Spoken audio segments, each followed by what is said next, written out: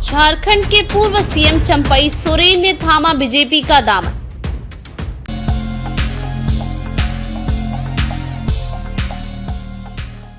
झारखंड के पूर्व सीएम और पूर्व जेएमएम नेता चंपई सोरेन ने शुक्रवार को भारतीय जनता पार्टी बीजेपी का दामन थाम लिया।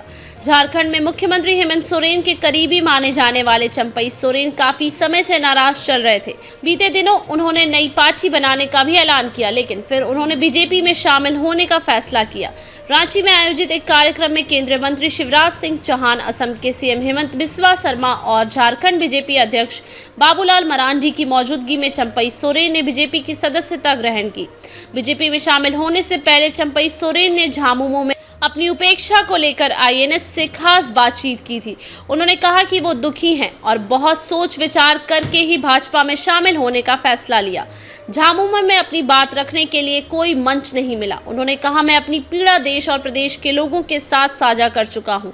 पार्टी झामुमो में ऐसी कोई भी जगह नहीं है जहां पर मैं अपनी पीड़ा व्यक्त कर सकता हूं। और जो लोग मुझसे सीनियर हैं जैसे शिबू सोरेन, लेकिन समस्या है कि वो मौजूदा समय में स्वास्थ्य संबंधित समस्याओं से जूझ रहे हैं। ऐसी स्थिति में हमें कोई मंच नहीं मिल पा रहा है जहां अपनी पीड़ा बयां कर सकूं। जब मुझे झामुमो में रहते हुए अपनी बात रखने के लिए कोई मंच नहीं मिला तो मैंने बीजेपी की सदस्यता ग्रहण करने का फैसला किया। सच कहूं तो मैंने आज तक कभी ये नहीं सोचा था कि मुझे झामुमो से इस्तीफा देने के बाद बीजेपी में शामिल होना पड़ेगा, लेकिन मेरे लिए झामुमो में ऐसी राजनीतिक परिस्थितियां पैदा कर दी गई थी कि मुझे इस्तीफा देना पड़ा। ऐसा मैंने सच कहूं तो कभी नहीं सोचा था। मैंने अपने राजनीतिक जीवन को ध्यान में रखते हुए दो ही फैसले लिए थे कि या तो मैं अपना खुद का दल बनाऊंगा या तो राजनीति से ही संन्यास ले लूंगा।